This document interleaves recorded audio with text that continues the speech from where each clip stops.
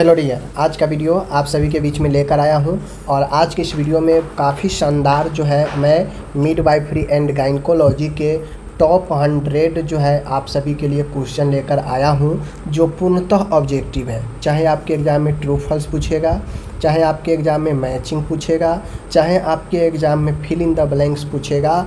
ये जो मैं 100 क्वेश्चन आज कराऊंगा यहाँ से आपको सीधा सीधा आने का बहुत बड़ी संभावना है मिडवाइफरी गायनेकोलॉजी में। ठीक है, अब देखिए कोई भी क्वेश्चन हो, आपको अगर ट्रू फॉल्स पूछ दिया तो मान गए यहाँ पे जैसे कैसे क्वेश्चन बचेगा कि प्रेगनेंसी टेस्ट देख लीजिए। यहाँ पे कह रहा है कि प्रेगनेंसी टेस्ट किस हार्मोन पर आधारित होता है, यानी प्रेगनेंसी टेस्ट जो महिला अपने करती है तो उसमें किस हार्मोन का जो है स्तर बढ़ा हुआ होता है तो पॉजिटिव दिखता है। तो वो होता है ह्यूमन कोरियोनिक गोनेडोट्रोपिन जो है हार्मोन होता है, HCG हार्मोन।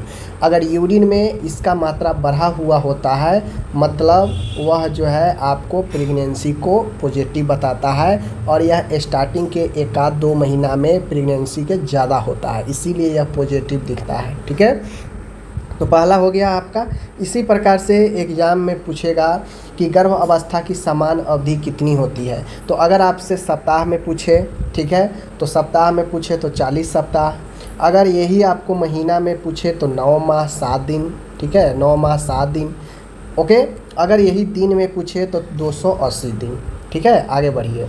तीसरा क्वेश्चन है यहाँ पे, EDD निकालने के लिए कौन सा नियम का प्रयोग किया जाता है।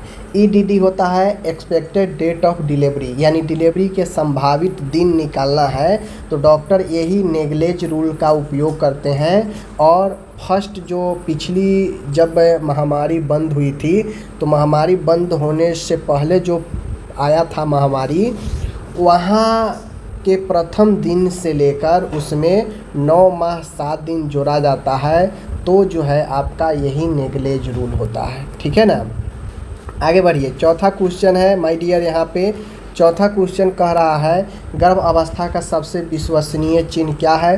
तो गर्भ अवस्था का सबसे विश्वसनीय चिन्ह यही होता है कि अंदर गर्भ में फीटल का जो हार्ट साउंड है वह सुनाई देने लगना। ठीक है, पाँचवा क्वेश्चन है भ्रूण की समान हृदय गति कितनी होती है।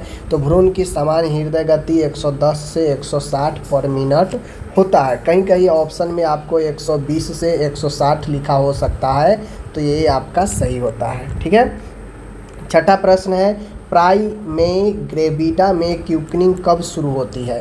प्राई में ग्रेविडा का मतलब होता है प्रथम बार गर्भवती महिला में क्विकनिंग यानी हलचल जो होता है बच्चा का वह कब शुरू होता है। वह होता है लगभग 18 से 20 सप्ताह के समय पर। ठीक है, आगे है यहाँ पे देख सकते हैं मल्टी ग्रेविडा में क्विकनिंग कब महसूस होता है। तो जब मल्टी ग्रेविडा मतलब एक से अधिक बार कोई महिला अगर बच्चे को गर्भवती है तो लगभग 16 से 18 सप्ताह, यानी यह जो है पहले ही यानी प्राइमरी ग्रेविडा से पहले ही जो है ये चीज़ें क्विकनिंग हो जाता है। ठीक है, आठवां क्वेश्चन है ग्रेविडा का अर्थ क्या होता है। तो ग्रेविडा का अर्थ होता है अभी प्राइमरी ग्रेविडा, मल्टी ग्रेविडा। एक ग्रेविडा का मतलब होता है कि गर्भधारण की संख्या। ठीक है, प्राइमरी मतलब फर्स्ट टाइम, मल्टी मतलब एक से अधिक बार। ठीक है, तो ये ग्रेविडा गर्भ की संख्या बताता है। नौवां है पारा का अर्थ क्या है। तो नूली पारा, मल्टी पारा। ठीक है ना, तो ये पारा का अर्थ होता है बच्चे के जन्मों की संख्या। ठीक है ना, बच्चा कितने नंबर के बच्चा जन्म ले रहा है तो ये वेरिएबल होता है जन्मों की संख्या। ठीक है, आगे है एवर्सन का अर्थ क्या होता है। तो एवर्सन का अर्थ होता है 20 या 24 सप्ताह से पहले गर्भ को समाप्त कर देना। ठीक है, तो गर्भ समाप्त या तो 20 सप्ताह से पहले हो सकता है या किसी किसी कंडीशन में अनुमति 24 सप्ताह तक रहता है। इतने समय से पहले गर्भ अगर समाप्त हो जाता है तो ये एवर्सन कहा जाता है। चाहे वो इंडक्शन हो, चाहे वो आपका प्रेरित हो या स्वप्रेरित हो, यानी खुद से अगर हो जाए या फिर करवाया जाए, ये दोनों प्रकार से होता है। आगे है प्लेसेंटा का निर्माण किससे होता है। तो प्लेसेंटा का निर्माण होता है यह कोरियन और डेसुडा से होता है। अब आपसे क्वेश्चन पूछ लेगा प्लेसेंटा का निर्माण डैश और डैश से होता है। तो कोरियन और डेसूडा। डेसूडा क्या है? यह एक प्रकार का उत्तक होता है, ठीक है, जो गर्भ में प्रेगनेंसी के समय जो यूट्रस होता है, गर्भाशय, उसके सबसे अंदरूनी सतह पर पाया जाता है डेसूडो, ठीक है। आगे है 12 नंबर, HCG का स्राव कौन करता है? तो देखिए HCG का स्राव करता है सिनसाइटियोट्रोफोब्लास्ट, ठीक है ना, सीधा याद रखिए ट्रोफोब्लास्ट, ठीक है ना, ट्रोफोब्लास्ट से HCG का स्राव होता है, ठीक है ना। 13 नंबर है गर्भ अवस्था में मुख, यहाँ पे देख लीजिए, गर्भ अवस्था में मुख गर्भावस्था बनाए रखने का गर्भावस्था में मुख्य गर्भावस्था बनाए रखने का हार्मोन कौन सा है? यानी क्वेश्चन पूछ रहा है कि प्रेगनेंसी को कंटिन्यू बनाए रखने वाला हार्मोन, तो प्रोजेस्टेरोन, याद रखिएगा प्रोजेस्टेरोन। 14 नंबर है मिल्क प्रोडक्शन के लिए कौन सा हार्मोन जिम्मेदार होता है? तो मिल्क प्रोडक्शन की अगर बात करेगा, निर्माण का, तो प्रोलैक्टिन होगा। सिक्रेशन की अगर बात करेगा तो ऑक्सीटोसिन होगा, ठीक है, याद रखिएगा। 15 क्वेश्चन है मिल्क इजेक्शन रिफ्लेक्स किस हार्मोन से होता है? वही अभी मैंने बताया कि मिल्क इजेक्शन यानी स्खलन, मिल्क का निकलना, यह ऑक्सीटोसिन का जरूरी होता है।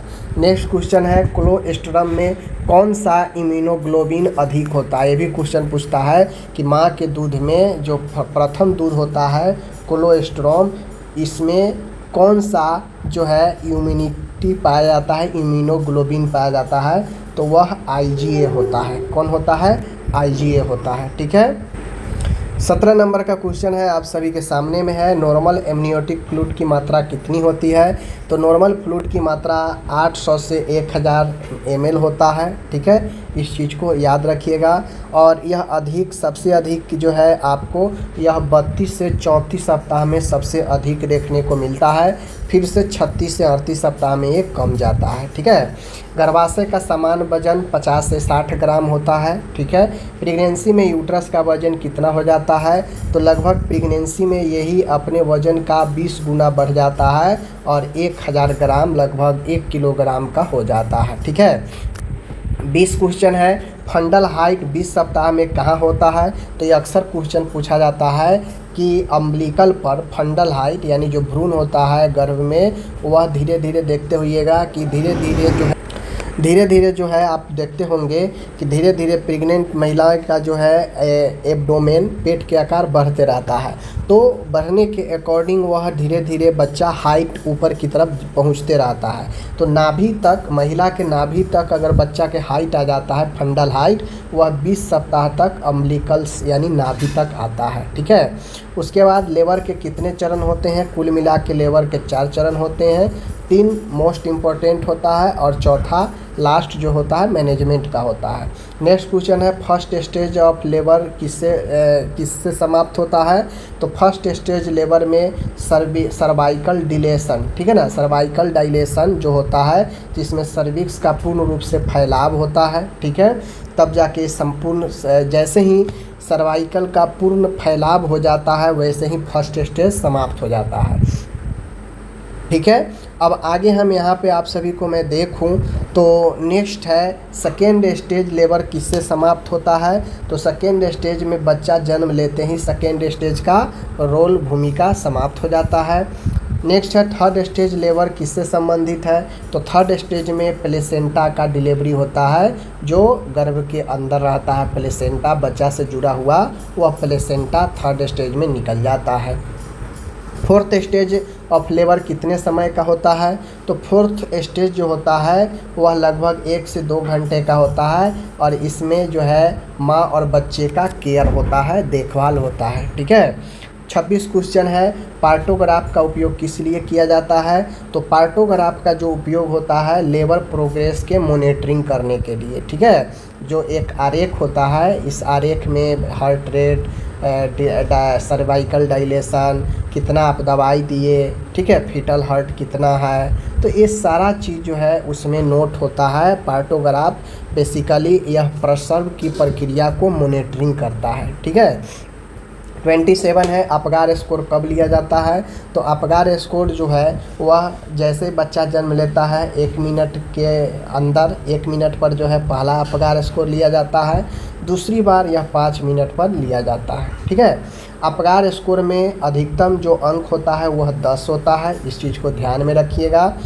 नॉर्मल न्यूबॉर्न का वज़न कितना होता है? तो देखिए नॉर्मल जो न्यूबॉर्न बेबी होता है उसका वज़न यहाँ पे एक बात मैं आपको मान के चलिए कि 2.5 से लेकर 4 केजी तक होता है। 4 से जैसे ही ऊपर होता है तो वह ओवर वेट में आने लगता है। 30 है लो बर्थ वेट बेबी कितना माना जाता है, यानी नॉर्मल से सामान्य से कम वज़न कितना होता है जब बच्चा जन्म लेता है? तो 2.5 किलो से अगर कम वज़न का बच्चा है तो वह नॉर्मली तौर पर लो बर्थ के अंडर कैटेगरी में आ जाता है। 31 है न्यू बॉर्न को विटामिन के क्यों दिया जाता है? तो नया बच्चा जन्म लेता है तो उसे विटामिन के इसलिए दिया जाता है ताकि कहीं से भी उसे ब्लीडिंग का खतरा हो उसे रोका जाए। ओके, आगे है यहाँ पे एक्सक्लूसिव ब्रेस्ट फीडिंग कितने महीने तक करानी चाहिए? एक्सक्लूसिव का मतलब होता है केवल और केवल ब्रेस्ट फीडिंग, यानी एकनिष्ठ स्तनपान, यह जो है 6 महीने तक जो है करानी चाहिए। ठीक है, 33 है जन्म के बाद पहला दूध क्या कहलाता है? तो अभी ऊपर मैंने बता दिया कि जन्म के बाद, बच्चा के जन्म के बाद माँ के स्तन से जो फर्स्ट दूध आता है उसे क्लोएस्ट्रम बोलते हैं। ठीक है, पीपीएच का पूरा नाम क्या होता है? तो पीपीएच का फुल फॉर्म अक्सर पूछा गया है एग्जाम में, पोस्टपार्टम हेमरेज। ठीक है, पोस्टपार्टम हेमरेज।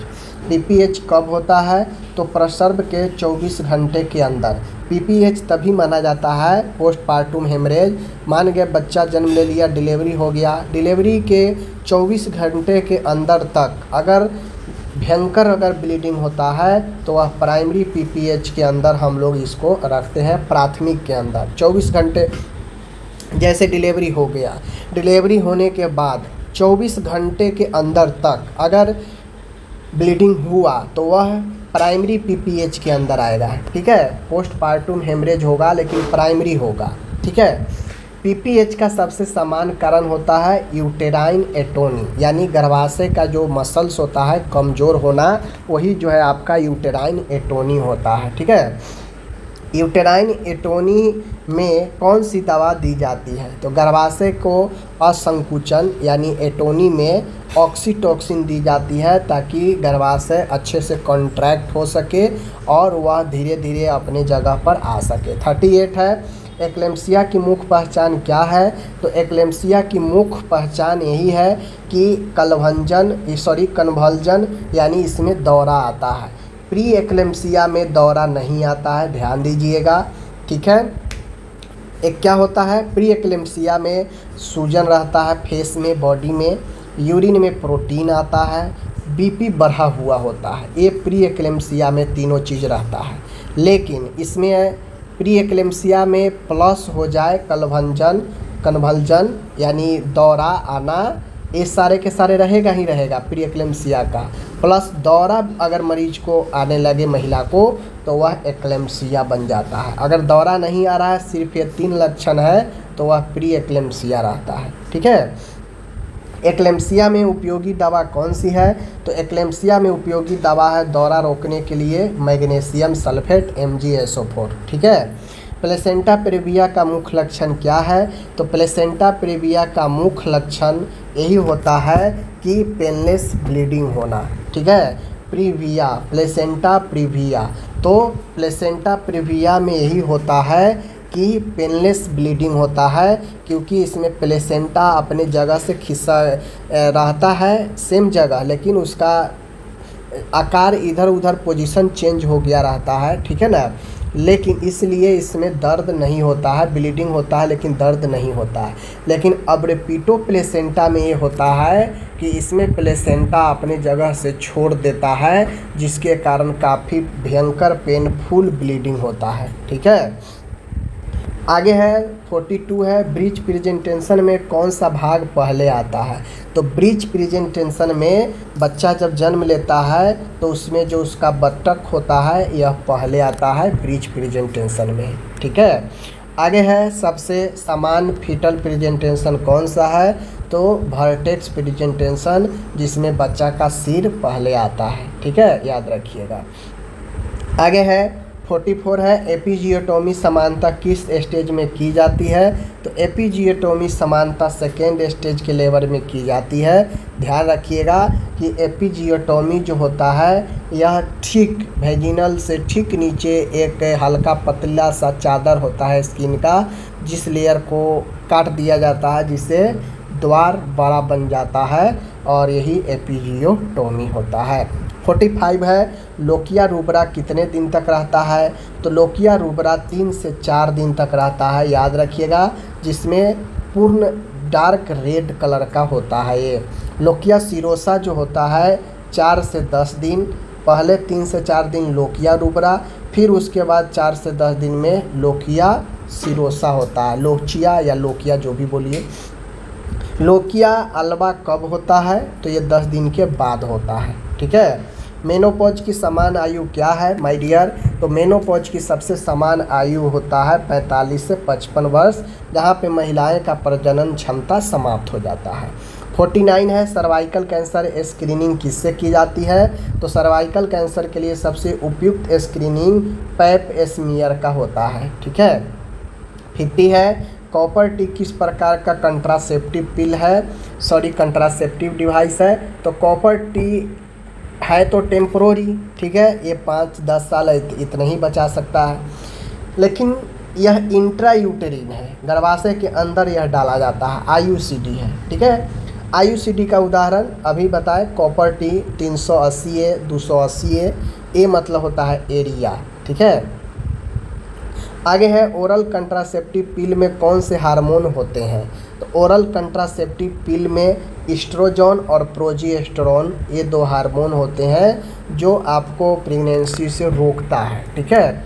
आगे है ट्यूबेक्टोमी किसके लिए की जाती है, तो ट्यूबेक्टोमी अगर महिला को बांध्यकरण कराना हो अस्थायी रूप से, तो ये ट्यूबेक्टोमी कराया जाता है, ठीक है। वैसेक्टोमी जो होता है यह मेल के लिए होता है, अगर मेल अपने भैंस डिफरेंट को कटवा देता है और बंधवा दिया तो उसे वैसेक्टोमी बोलते हैं। 55 है नॉर्मल मेंस्ट्रुएशन साइकिल कितने दिन का होता है, तो 28 डेज का होता है, याद रखिएगा।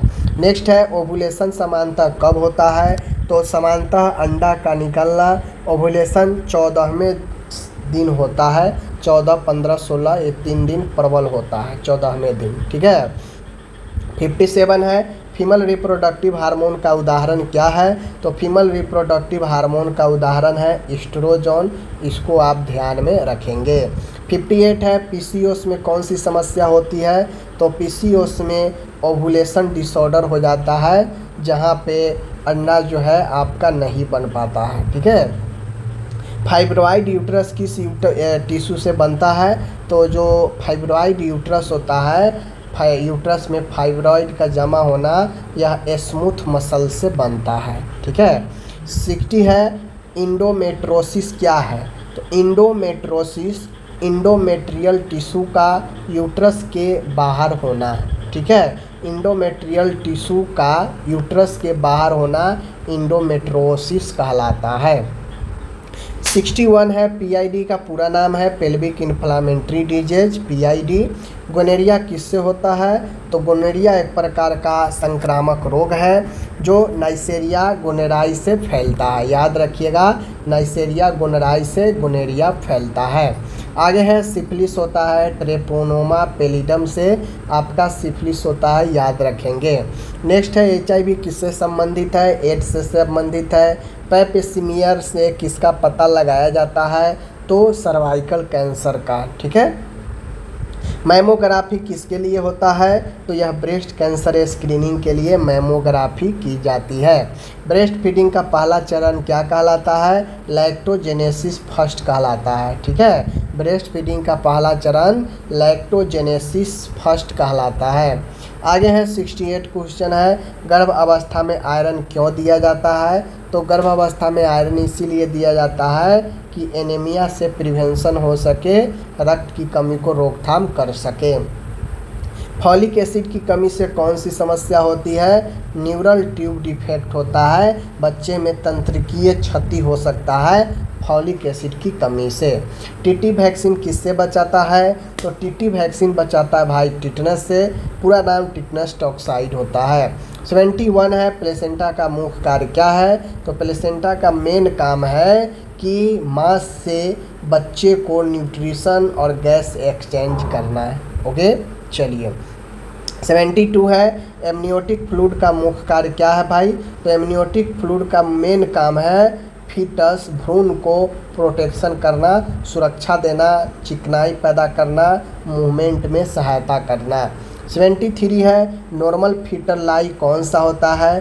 तो नॉर्मल फीटल लाई जो होता है लॉन्गिट्यूडनल लाई होता है। ठीक है, अगर आपसे एग्जाम में पूछे normal foetal lie in dash होता है तो लॉन्गिट्यूडनल लाई होता है। 74 है सर्वाइकल डायलेशन पूर्ण कितनी होती है? तो सर्वाइकल डायलेशन पूर्ण रूप से 10 सेंटीमीटर तक हो जाता है। ट्रू लेबर पेन कैसे होती है? तो ट्रू लेबर पेन जो होता है, ट्रू मतलब सही यानी सत्य, तो वैसा लेबर पेन जो जिसमें ट्रू का निशानी हो तो उसमें नियमित के साथ बढ़ता हुआ पेन होता है। ठीक है, ऐसा नहीं कि रुक रुक के कभी कम कभी ज़्यादा ऐसे कर कर कभी बंद हो जाना है, यह ट्रू का संकेत नहीं होता है। फल्स लेबर को क्या कहते हैं? तो फल्स लेबर को ब्रेक्सटन हिक्स कॉन्ट्रैक्शन भी बोलते हैं, ब्रेक्सटन हिक्स संकुचन बोलते हैं, जहाँ पे कभी सिकुड़ेगा, कभी फैलेगा, कभी दर्द होगा, कभी दर्द नहीं होगा, कभी रुक जाएगा, यानी असमान तौर पर होता है। प्रेगनेंसी में बीपी बढ़ने को क्या कहते हैं? तो प्रेगनेंसी में बीपी बढ़ने को प्रेगनेंसी इंड्यूस्ड हाइपरटेंशन बोलते हैं। प्री एक्लेम्सिया की मुख्य पहचान क्या है? तो ऊपर बता दिए हैं, बीपी बढ़ा हुआ होना, प्रोटीन यूरिया यानी प्रोटीन में यूरिया का उपस्थिति। 79 है नियोनेंटल पीरियड कितने दिन का होता है? तो भाई मेरे नियोनेंटल पीरियड जो होता है वह नियोनेंट मतलब नवजात 28 दिन का होता है। 80 है अपगार में ए का अर्थ है एपीरियंस। ठीक है, एपीरियंस।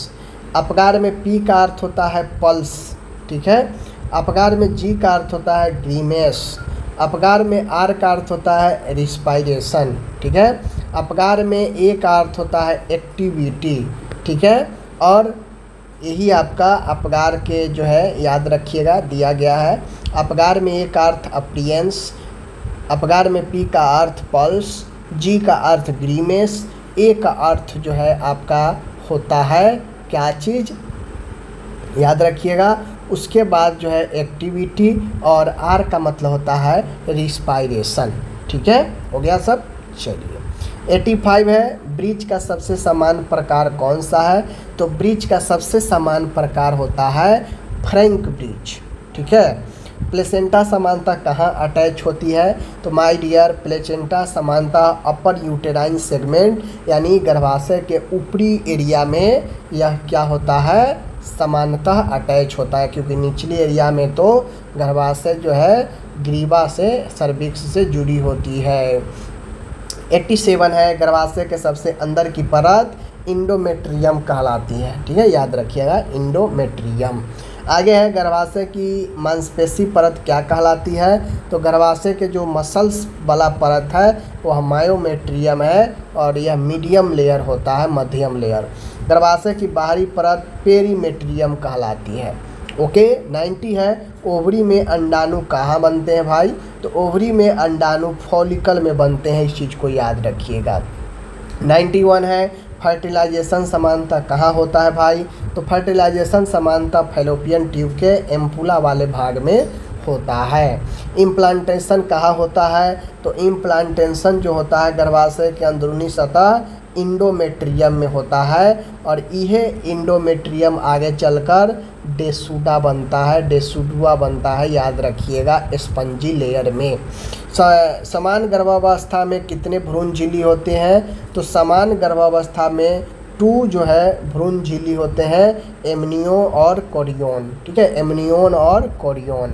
94 है नियोनेंटल जॉन्डिस में कौन सा पिगमेंट बढ़ता है? तो नवजात जॉन्डिस में पिगमेंटेशन बढ़ता जो है वो ब्लूबिलिन बढ़ता है। 95 है ब्रेस्ट मिल्क का सबसे अच्छा विकल्प क्या है, तो माँ का दूध ही सर्वोत्तम है ब्रेस्ट मिल्क का सबसे अच्छा विकल्प में। 96 है फैमिली प्लानिंग का मुख्य उद्देश्य क्या होता है भाई, तो प्लानेड फैमिली साइज, अपने फैमिली के साइज अपने अकॉर्डिंग प्लान करें, इसका सबसे मेन उद्देश्य यही होता है। 97 है मैटरनल मोर्टालिटी का संबंध किससे है, यानी मातृत्व जो होता है वह प्रेगनेंसी और चाइल्ड बर्थ कॉम्प्लिकेशन से। मैटरनल मोर्टालिटी रेट का मतलब सीधा सीधा होता है गर्भावस्था और चाइल्ड बर्थ कॉम्प्लिकेशन से। 98 है ऑब्स्ट्रक्टिव इमरजेंसी में सबसे महत्वपूर्ण प्राथमिकता क्या है, तो मान गए ऑब्स्ट्रक्टिव लेबर, यानी लेबर होने वाला है और अचानक से लेबर रुका है और वो आगे पीछे नहीं बढ़ रहा है, तो ये ऑब्स्ट्रक्टिव होता है रुका हुआ प्रसव। इस कंडीशन में माँ और बच्चे की सेफ्टी सबसे महत्वपूर्ण होती है, क्योंकि अगर लेबर होना है, लेबर शुरू हो चुका है, अचानक से रुक गया और वह आगे प्रोसेस नहीं कर रहा है, न पीछे प्रोसेस कर रहा है, तो इस कंडीशन में माँ और बच्चे दोनों के लिए क्रिटिकल बन जाता है सिचुएशन, तो इस समय सेफ्टी सबसे प्राथमिकता होती है। 99 है नॉर्मल प्यूरिपेनियम कितने समय का होता है, तो सुतिका अवस्था यानी लेबर के बाद की अवस्था जो 6 सप्ताह का होता है, इसे नॉर्मल प्यूरिपेनियम पीरियड बोलते हैं। आज के वीडियो को लास्ट क्वेश्चन है, प्यूरिपेरियम का अर्थ क्या होता है, प्रसव के बाद की अवधि, प्रसव अवधि या प्रसवोत्तर अवधि प्यूरिपेरियम। ठीक है, तो आज मैंने 100 क्वेश्चन आप लोग को शब्द को समझाने, कुछ ऑब्जेक्टिव क्लियर करने के लिए लाया था। उम्मीद है आप ज़रूर समझे होंगे और ये सब छोटे छोटे टर्म वर्ड आपके एग्ज़ाम में काफ़ी महत्वपूर्ण भूमिका निभाएगा। उम्मीद है ज़रूर वीडियो को आप 1 से 2 बार देखकर अपने ऑब्जेक्टिव्स को क्लियर कर लेंगे। धन्यवाद।